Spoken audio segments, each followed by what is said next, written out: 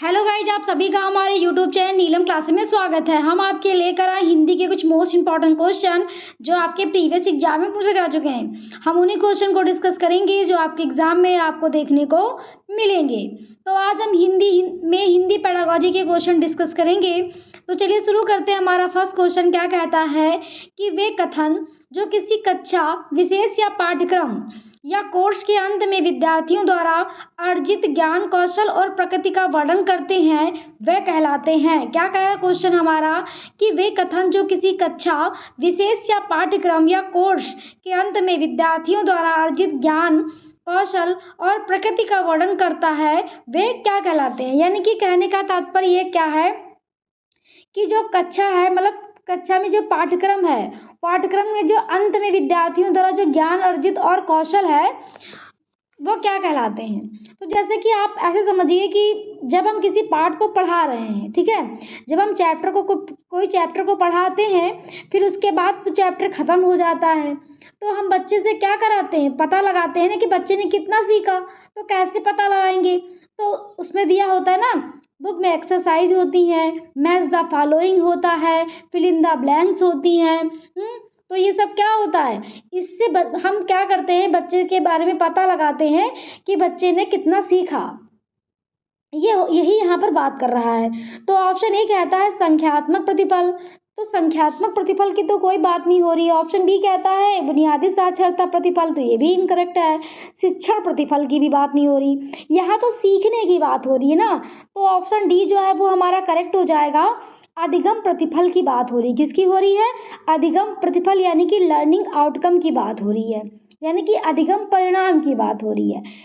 यहाँ पर क्या होता है अधिगम परिणाम में कि जो चैप्टर खत्म हो जाता है, जब क्या हो जाता है, जब चैप्टर खत्म हो जाता है तो ये सब फिल इन द ब्लैंक्स वगैरह, एक्सरसाइज और मैच द फॉलोइंग हम इसलिए करवाते हैं कि बच्चे को पता लगाएं कि बच्चे ने कितना सीखा। तो ये क्या कहलाएगा, अधिगम प्रतिफल, यानी कि लर्निंग आउटकम कहलाएगा। ऑप्शन जो डी है वो हमारा करेक्ट हो जाएगा।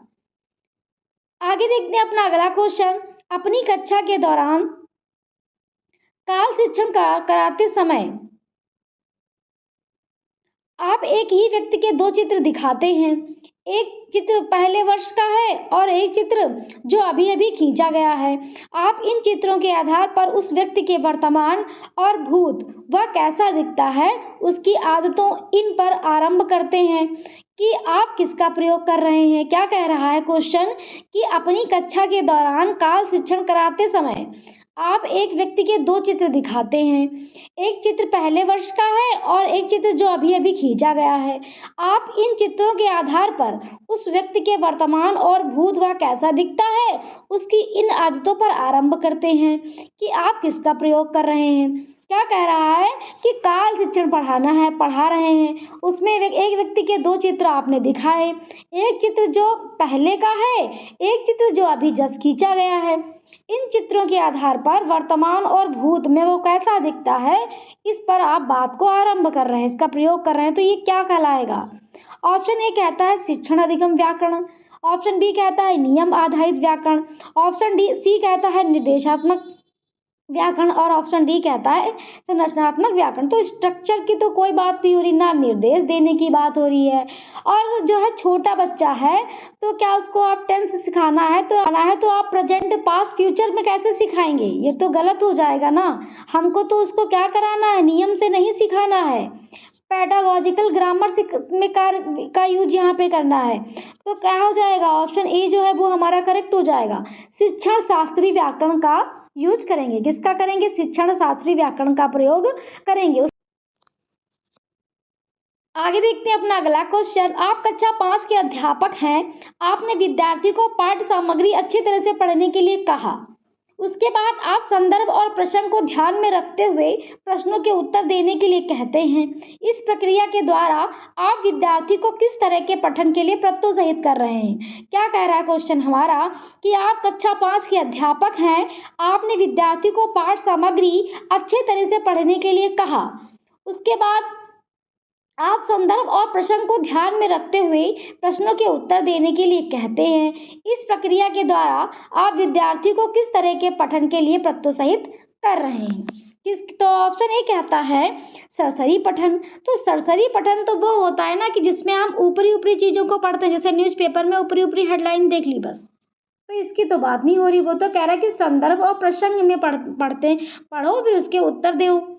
ऑप्शन बी क्या कहता है गहन पठन। तो गहन पठन हमारा करेक्ट हो जाएगा, क्योंकि गहन पठन क्या होता है कि जब हम किसी विशिष्ट उद्देश्य के लिए पढ़ते हैं, क्या करते हैं कि जब हम किसी विशिष्ट उद्देश्य के, जैसे हमको सीटेट पास करना है तो हमें हिंदी में क्या करना है, 15 में 15 नंबर लाने हैं, तो हम क्या कर रहे हैं भाई, गहन पठन ही तो कर रहे हैं, किसी उद्देश्य के लिए ही तो पढ़ रहे हैं।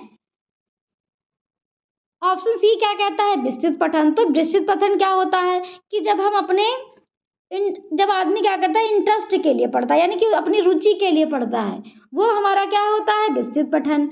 बारीकी से पढ़ना। तो बारीकी पठन क्या होता है कि जब आप किसी खास इंफॉर्मेशन के लिए पढ़ते हैं, क्या करते हैं, जब आपको खास इंफॉर्मेशन चाहिए होती है उसके लिए जब आप पढ़ते हैं तो वो क्या होता है हमारा बारीकी पठन। तो ये भी हमारा इनकरेक्ट हो जाएगा। यहाँ किसकी बात हो रही थी गहन पठन, कि आप पहले क्या करो संदर्भ प्रसंग को पढ़ो अपने पाठ की, फिर क्या करो उसके उत्तर दो। तो इस ऑप्शन बी जो है वो हमारा करेक्ट हो जाएगा, क्योंकि किसी उद्देश्य के लिए यहाँ पर हम पढ़ रहे हैं। आगे देखते हैं अपना अगला क्वेश्चन। द्वितीय भाषा को कक्षा में एक अध्यापक यानी कि टीचर ने स्वास्थ्य ही धन है पर ऑडियो रिकॉर्डिंग सुनाई। उसके बाद अपने कार्य पत्रक यानी कि वर्कशीट बांटी और कहा कि दिए गए विकल्पों में से सही उत्तर पर निशान लगाइए। इस पाठ का उद्देश्य विद्यार्थी को इस योग्य बनाना है कि, क्या कह रहा है क्वेश्चन हमारा, कि द्वितीय भाषा को कक्षा में एक अध्यापक यानी कि टीचर ने स्वास्थ्य ही धन है पर ऑडियो रिकॉर्डिंग सुनाई। उसके बाद उस अपने कार्य पत्रक यानी कि वर्कशीट उसने बांटी और कहा कि दिए गए विकल्पों में से ही उत्तर पर निशान लगाएं। क्या कह रहा है कि दिए गए विकल्पों में से ही उत्तर पर निशान लगाएं। इस पाठ का उद्देश्य विद्यार्थी को इस योग्य बनाना है कि, तो यहाँ पे क्या कह रहा है कि जो अध्यापक है वो बच्चे को क्या करता है, स्वास्थ्य ही धन है, उस पर क्या करता है ऑडियो रिकॉर्डिंग सुनाता है, फिर क्या करता है कार्यपत्रक यानी कि वर्कशीट बांटता है, और फिर क्या करता है कि जो विकल्प दिए गए हैं उनको सही उत्तर का निशान लगाना है। इसकी वो बात कर रहा है कि पहले उसने क्या किया ऑडियो सुनाया, और फिर उसने क्या किया कि मतलब क्या कह रहा है कि वर्कशीट बांटी, उस पर कहा कि मतलब इस पे जो सही उत्तर है उस पर निशान लगाओ। पहले सुनाया फिर सही उत्तर पर निशान लगाने की बात हो रही है। ऑप्शन ए कहता है कि स्वास्थ्य पर पाठ का श्रवण। तो सिर्फ सुनने की कहाँ बात हो रही है, उसने तो उत्तर पर निशान विकल्प दिए और कहा उत्तर पर निशान लगाओ। ऑप्शन बी क्या कह रहा है विद्यार्थियों को कार्य में संलग्न किया जाए। तो ऑप्शन बी जो है वो हमारा करेक्ट हो जाएगा, क्योंकि क्या कर रहा है कि वो यहाँ पे जोड़ने की बात कर रहा है ना। पहले उसने सुनाया और फिर जी क्या कहा भाई निशान लगाने की, सही उत्तर यानी कि जो सही उत्तर होंगे उस पर आपको निशान लगाना है। तो उस पाठ से उसको क्या कर रहा है, जोड़ रहा है ना, उसके महत्व के बारे में समझा रहा है, पता चलेगा इससे बच्चे को। ऑप्शन सी क्या कहता है विचार बिंदुओं को सुनकर विश्लेषण। तो सही तो है ये, लेकिन क्या है इस जो मतलब क्वेश्चन दिया है इसके अकॉर्डिंग सही नहीं है, कि मतलब विचार बिंदुओं पर सुनकर विश्लेषण सही है, आपस में विचार करेंगे। ऑप्शन डी क्या कहता है श्वास और धन पर बात को कंठस्थ करना। तो ये भी हमारा इनकरेक्ट हो जाएगा, कंठस्थ करने की कोई बात नहीं हो रही। ऑप्शन बी जो है वो हमारा करेक्ट हो जाएगा। आगे देखते हैं अपना अगला क्वेश्चन। कौन सा उपकरण समक्रमिक और अतुल्यकालिक ऑनलाइन शिक्षण अवसरों की उपलब्धता देता है। क्या कह रहा है क्वेश्चन हमारा कि कौन सा उपकरण समक्रमिक और अतुल्यकालिक ऑनलाइन शिक्षा अवसरों की उपलब्धता देता है। किसकी बात हो रही है, अतुल्यकालिक समक्रमिक उपकरण और अतुल्यकालिक ऑनलाइन शिक्षा अवसर की बात हो रही है। तो समकालीन और अतुल्यकालिक शिक्षा अवसर मतलब क्या है होता है, तो पहले तो ये देखेंगे कि तुल्यकालिक और अतुल्यकालिक क्या होता है।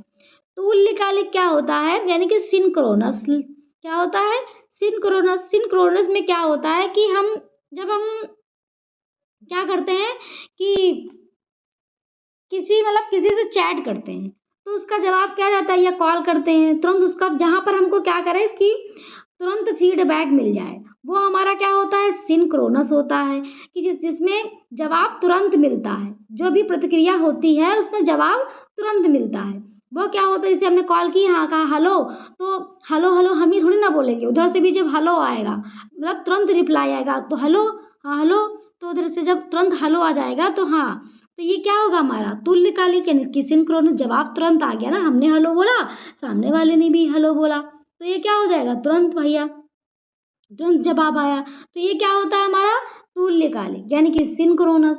और यहाँ पे किसकी बात हो रही है, अतुल्यकालिक यानी कि असिंक्रोनस की बात हो रही है। तो असिंक्रोनस क्या होता है, असिंक्रोनस वो होता है कि जिसमें क्या होता है कि जवाब तुरंत ना आए। जैसे हमने किसी को मेल किया और ऑफ मेल मतलब मेल कर दिया, तो मेल पे जब वो देखेगा तभी तो उसका जवाब देगा, तुरंत तो थोड़ी ना देगा। तो जैसे ऑफलाइन क्लास हुई, तो ऑफलाइन क्लास में क्या होता है कि हमने क्लास डाल दी, ठीक है, मतलब रिकॉर्ड करके डाल दी, तो आपने बाद में देखा, उसमें कमेंट किया, उसका जवाब हम तुरंत नहीं दे पाए, तो ये क्या है हमारा अतुल्यकालिक। और तुल्यकालिक क्या होता है, तुल्यकालिक वो होता है जैसे ऑनलाइन क्लास होती है। ऑनलाइन क्लास में क्या होता है कि हम जैसे क्लास पढ़ा रहे हैं, फिर आपने क्या किया, उधर से कोई क्वेश्चन किया और उसका हमने तुरंत जवाब दिया, ये क्या होता है हमारा तुल्यकालिक यानी कि सिंक्रोनस होता है। तो वही यहाँ पर बात हो रही है, तो अतुल्यकालिक के बारे में वो बात कर रहा है। तो ऑप्शन ए कहता है कि पाठ्य पुस्तकें, ऑप्शन बी कहता है रेल यात्रा, ऑप्शन सी कहता है टेलीविज़न। तो टेलीविज़न और ये रेल यात्रा की बात नहीं हो रही है, ऑप्शन डी जो है वो हमारा करेक्ट हो जाएगा। पैडलेट की बात हो रही है, किसकी बात हो रही है, पैडलेट की बात हो रही है।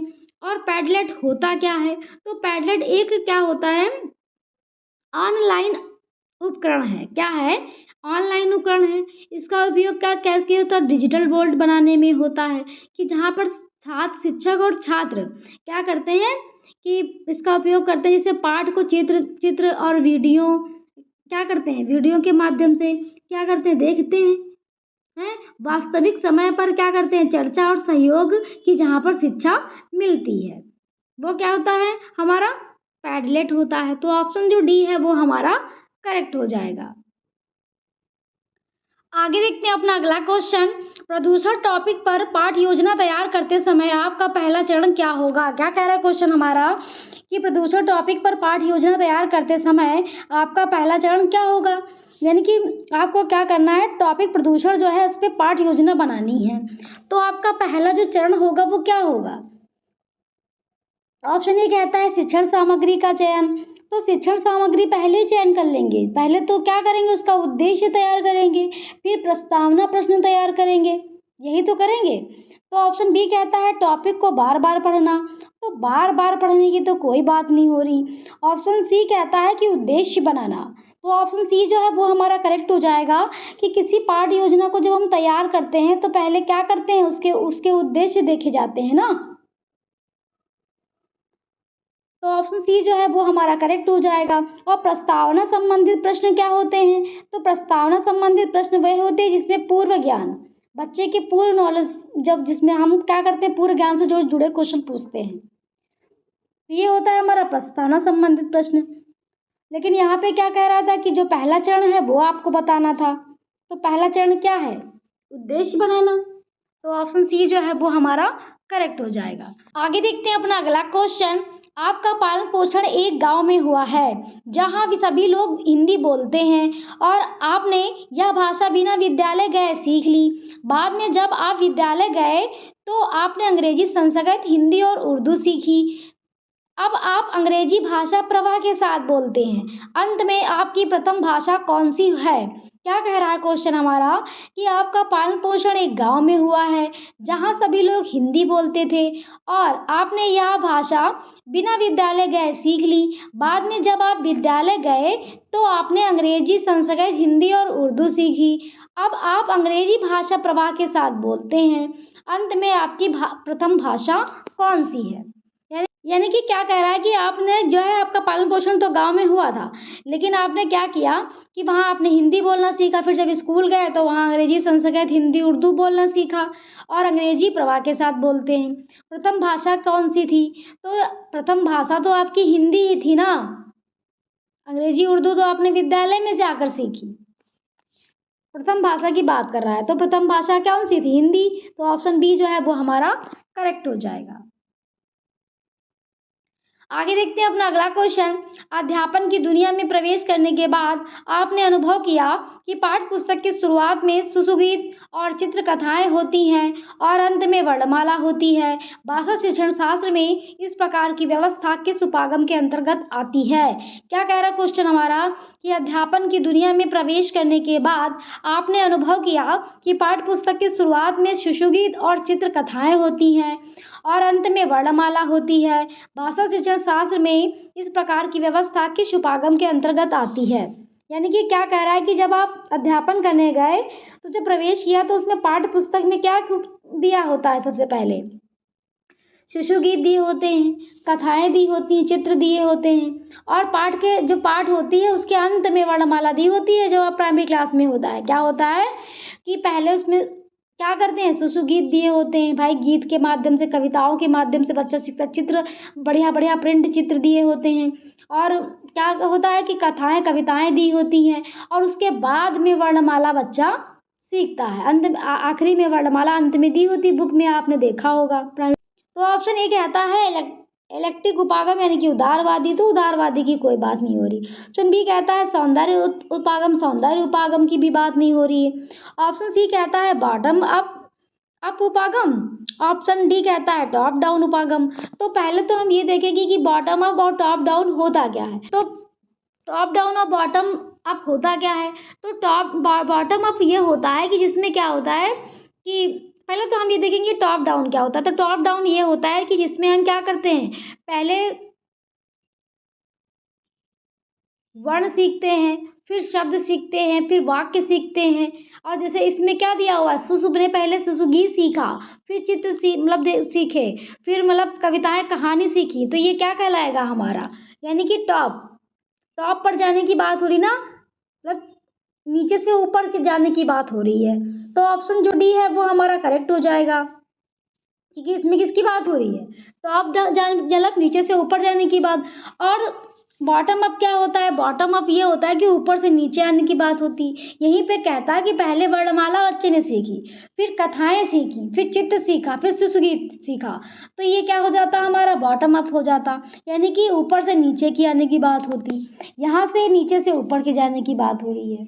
यही तो है कि आपने एनसीईआरटी बुक में देखा होगा कि बच्चे का पहले क्या होता है? पूर्व नॉलेज, फिर उसके बाद वर्णमाला दी होती है ना। पहले उसके आसपास के वातावरण से उसको जोड़ा गया, पहले सुसुगीत कहानी कविताएं चित्रों के माध्यम से उसको जोड़ा गया, फिर अंत में वर्णमाला गई। तो ये क्या हो जाएगा? टॉप डाउन, यानी कि नीचे से ऊपर की ओर बच्चा एक स्टेप बाय स्टेप बढ़ रहा है।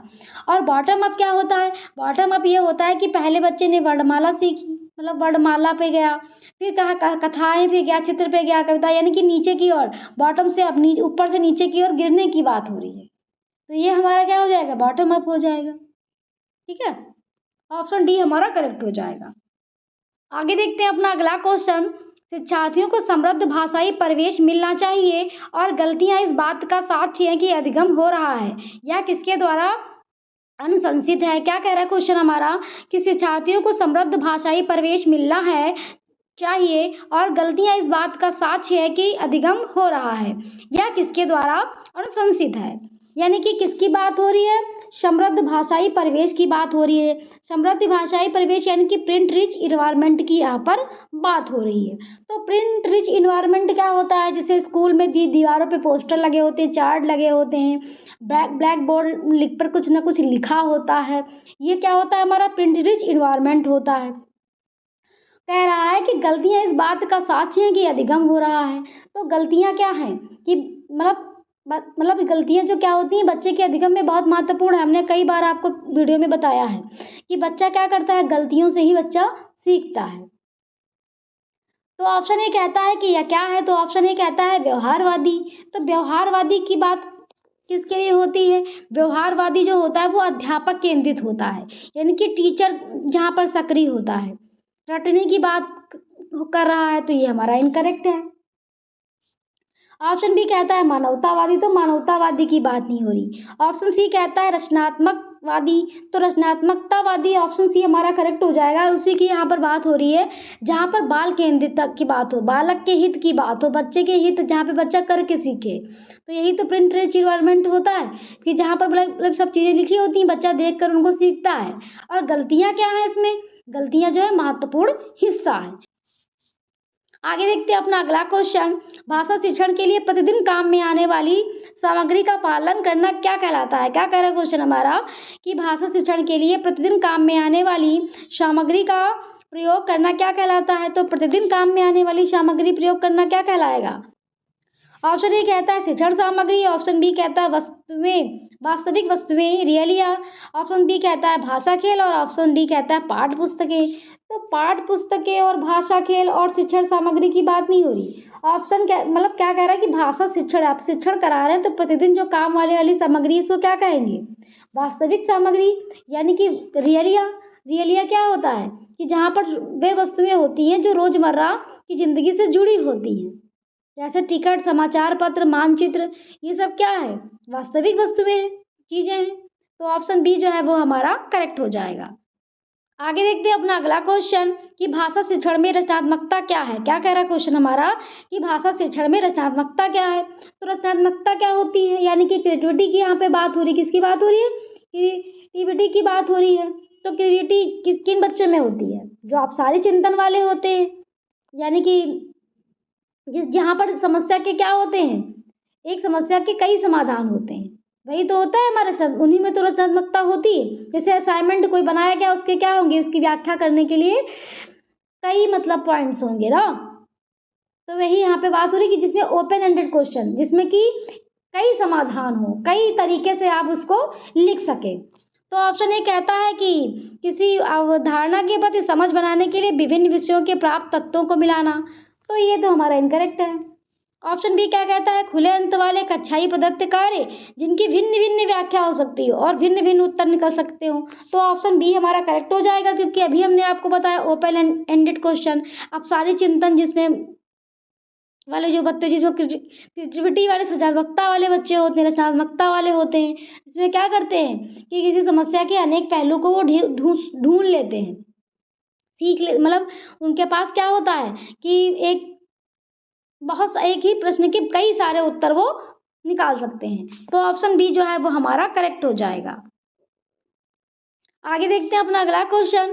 कक्षा में छोटे बच्चों के लिए मुद्रित पुस्तकों के लिए साथ साथ श्रव्य पुस्तकें और छोटे बच्चों के लिए स्पर्शग्राही योग्यताओं का इस्तेमाल करने वाली पुस्तकें होनी चाहिए, क्योंकि क्या कह रहा है क्वेश्चन हमारा कि कक्षा में छोटे बच्चों के लिए मुद्रित पुस्तकों के साथ साथ श्रव्य पुस्तकें और छोटे बच्चों को कि स्पर्शग्राही योग्यताओं और इस्तेमाल करने वाली पुस्तकें होनी चाहिए, क्योंकि ये क्या कहलाएगा? ऑप्शन ए कहता है मतलब क्या कहता है कि मतलब जो है छोटे बच्चों के लिए मुद्रित पुस्तकें हैं, प्रिंट मतलब हुए, और क्या है श्रव्य सुनने वाली और स्पर्श वाली जो पुस्तकें योग्यताएं होती हैं ये होनी चाहिए, क्योंकि। तो ऑप्शन ए कहता है अध्यापक पर अधिक बोझ नहीं डालती, तो ये हमारा इनकरेक्ट है। अध्यापक पर बोझ डालने की क्या बात है?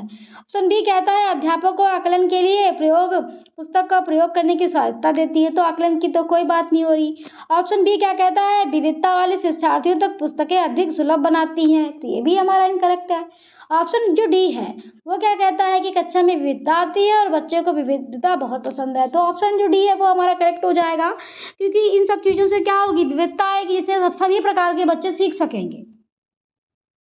कि कोई भी बच्चे को कोई भी अगर दिक्कत प्रॉब्लम आ रही है तो वो भी मतलब स्पर्श के माध्यम से सुनकर साथ साथ ये सब सीख सकेंगे। तो क्या इससे क्या आएगी? क्लास में विविधता आएगी। तो ऑप्शन जो डी है वो हमारा करेक्ट हो जाएगा, सभी प्रकार के बच्चे हो जाएंगे।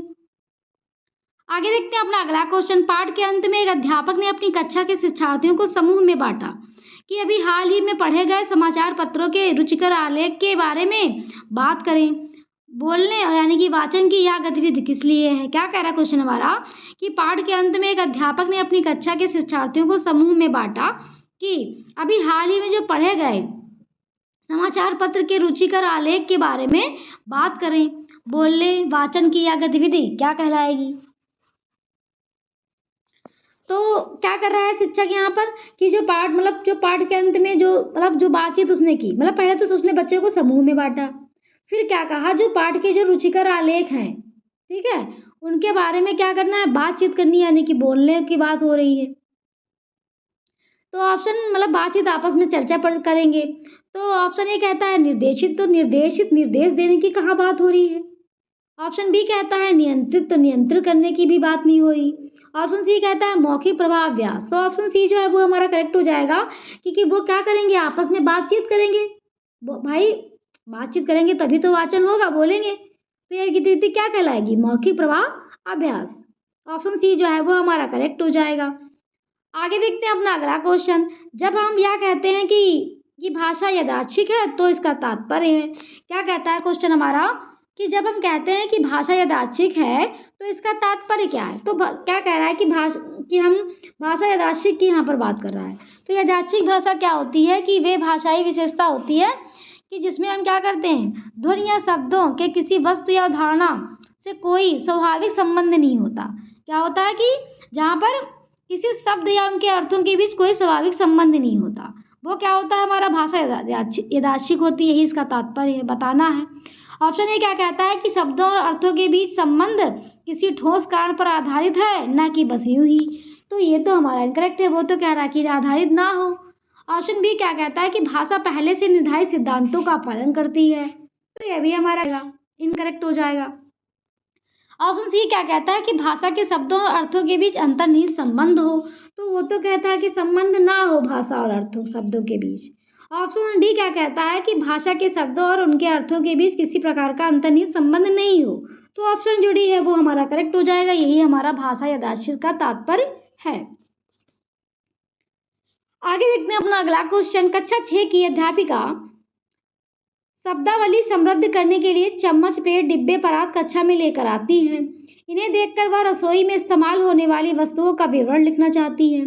भाषा शिक्षण के संदर्भ में इन वस्तुओं को क्या कहेंगे, यानी कि बच्चे के क्या है, रोजमर्रा जो होने वाली, यानी कि प्रतिदिन जो काम आने वाली जो वस्तुएं हैं, यानी कि वास्तविक वस्तुएं जो हैं, वो जो दिन प्रतिदिन उसके काम आती हैं, दिनचर्या में जो उसके काम आती हैं वस्तुएं, उनकी बात यहाँ पर हो रही है। ऑप्शन ए कहता है शिक्षण सामग्री, तो शिक्षण सामग्री की बात नहीं हो रही। ऑप्शन बी कहता है वास्तविक जीवन के कार्य, तो वास्तविक जीवन के कार्य की भी बात नहीं हो रही। कार्य की कहाँ बात हो रही, चीज़ों की बात हो रही ना। ऑप्शन सी कहता है खाना पकाने के बर्तन, तो खाना पकाने के बर्तन की भी बात नहीं हो रही। ऑप्शन डी कहता है वास्तविक वस्तुएं, यानी कि रियलिया। तो ये क्या कर रही है कि वास्तविक वस्तुओं को जोड़कर विवरण लिखना चाहती है ना। तो वास्तविक वस्तुएं यानी कि रियलिया की यहाँ पर बात हो रही है, जो प्रतिदिन दिनचर्या के रूप में हम इस्तेमाल करते हैं, रोजमर्रा करते हैं, आम जिंदगी में करते हैं, डेली टू डेली करते हैं। तो ये क्या कहलाएगा हमारा, वास्तविक वस्तुएं, रियलिया। तो ये थे हमारे हिंदी के मोस्ट इंपॉर्टेंट क्वेश्चन जो आपके प्रीवियस एग्जाम में पूछे जा चुके हैं। हमने उन्हीं क्वेश्चन को डिस्कस किया जो आपके एग्जाम में आपको देखने को मिलेंगे। तो आज हमने हिंदी में हिंदी पेडागोजी के क्वेश्चन डिस्कस किए। अगर आपको हमारा चैनल पसंद आया हो तो प्लीज़ लाइक सब्सक्राइब करना मत भूलिएगा। Thank you.